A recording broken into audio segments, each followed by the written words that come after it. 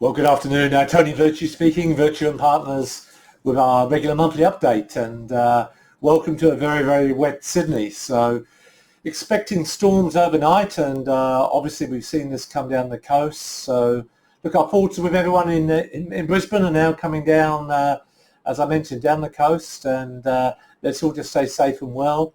Everyone's fine here. All the team are working from home.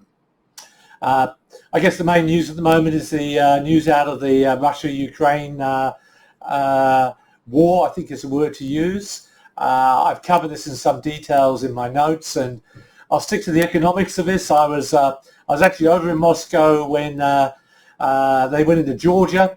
That was for 5 days, and by then the sort of regime change and on they went. So there's a bit of a pattern they've had historically.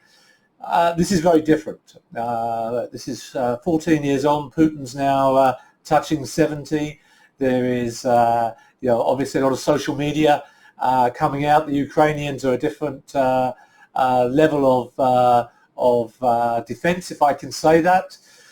So the economics of this is Russia's definitely being squeezed. Ruble's down 40%. The stock market hasn't reopened.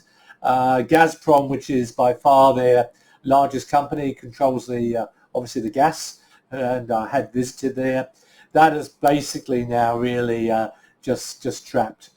So there will be a squeeze. I think it'll only be a few days before those in Moscow can't get through those ATMs. Many of the major banks now have been excluded from the SWIFT system, which we use for transfer money quickly around the world. In the meantime, we're looking at an absolute tragedy in the Ukraine. Common sense says we won't be investing, certainly in equities, and definitely not in that region until things become clearer. We just had Biden's State of the Union address, and pretty clear they're going to go hard on this, and as are the Europeans. Markets have been remarkably sort of solid about this, and at this stage, given that we were an all-time high at Christmas, okay, there's been a bit of a drifting in the market, but certainly not that extreme.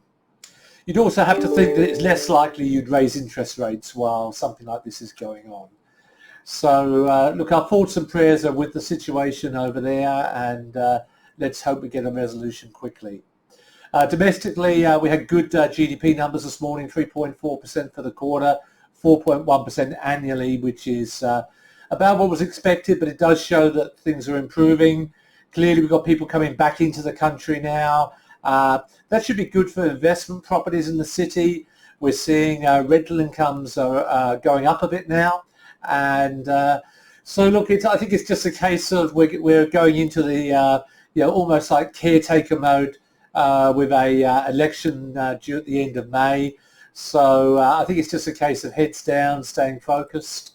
On the investment side, steady as she goes. We're keeping a bit more cash than normal, holding back on some distributions, but certainly no need to be fearful. Life has gone through these circumstances before. Hardly a month goes by with these newsletters without something going on around the world. It does look like COVID now is coming to some level of conclusion and a growing level of normality. That said, I'm hoping to get out and see clients face to face as soon as we possibly can, and we've increasing our staffing in Manly to meet that additional demand. So that's enough for today. Tony Virtue, when experience pays.